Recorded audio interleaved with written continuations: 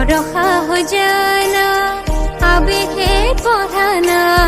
দুচকুৰে ভাষা